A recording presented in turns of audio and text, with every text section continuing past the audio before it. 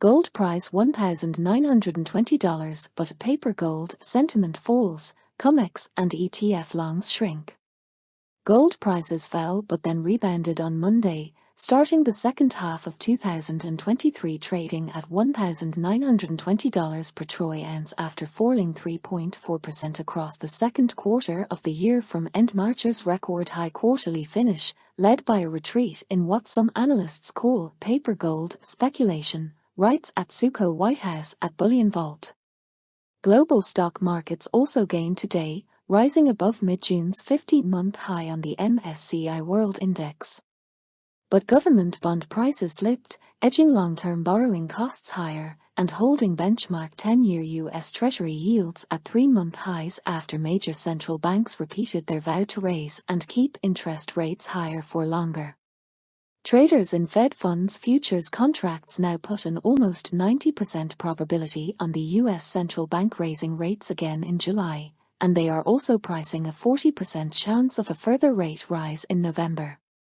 That's up from about 30% before last Thursday's better-than-expected US GDP and falling jobless claims data, which saw gold dip through $1,900 for the first time since mid-March. Gold prices in US dollar terms made a 5.5% gain across the first half of 2023.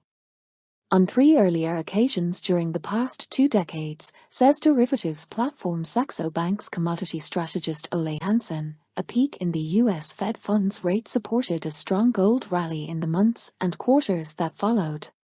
But with the timing of such a peak now being postponed, short-term demand for paper gold through ETFs and futures has suffered. Latest data from US regulators, the CFTC, show that hedge funds and other leveraged speculators in Comex gold futures and options, often known as a paper gold, cut their bullish betting once again as a group in the week ending last Tuesday and grew their bearish betting that gold prices will fall.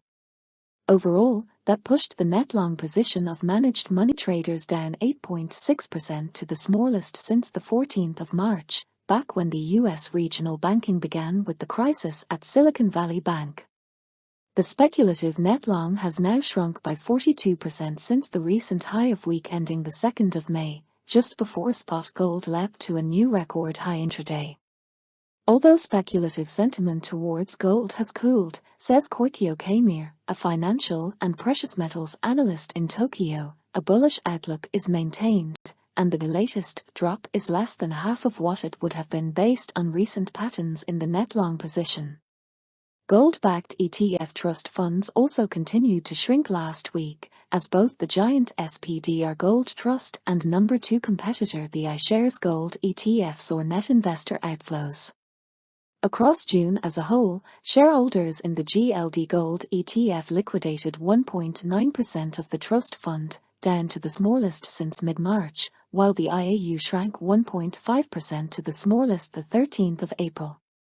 In contrast to paper gold contracts and ETFs, demand for physical bullion has risen sharply in number 1 consumer nation China after prices fell to 3.5-month lows last week.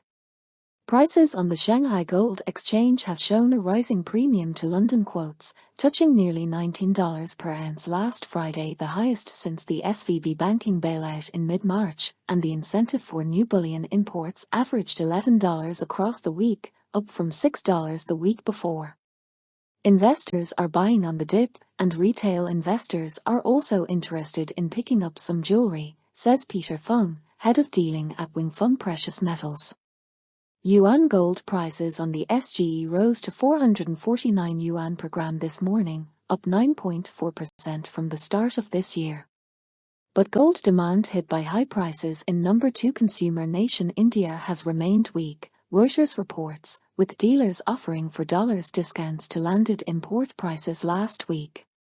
The continuous price correction is prompting buyers to postpone purchases, says Ashok Jain of wholesaler Chineji Narsingji in Mumbai. They are hoping prices will correct further.